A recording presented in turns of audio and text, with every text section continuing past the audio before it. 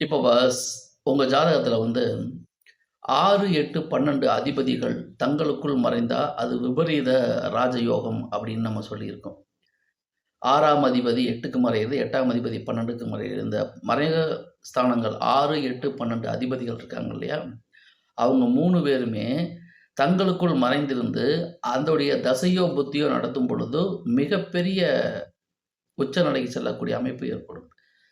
இப்போ 6ஆம் அதிபதி திசையில 8ஆம் அதிபதி புத்தி, 8ஆம் அதிபதி திசையில 6ஆம் அதிபதி புத்தி, இந்த மாரி இந்த 3 பாவங்களுக்குள்ள எந்த வகையிலாவது 6, 8, 12 தொடர்பற்று தசை, புத்தி, அந்தரம் நடக்கக்கூடிய காலகட்டத்தில், உங்களுக்கு மிகப்பெரிய மாற்றங்கள் கண்டிப்பாக வந்து சேரும் அப்படிங்கிறதுல எந்த விதமான சந்தேகமும் கிடையாது. ஏன்னா அமைப்புகள் விபரீத ராஜயோகம்ங்கிறது நீங்களே எதிர்பார்க்காத அளவுக்கு மிகப்பெரிய ராஜயோகத்த குடுக்கிறது தான். அப்போ 6, 8, 12 அதிபதிகள் உங்க ஜாதகத்தில தங்களுக்குள் மறைந்திருந்தாங்கன்னா, அதன் தசாபுத்தி காலம் உங்களுக்கு நல்ல யோகத்தை கண்டிப்பாக தரும்.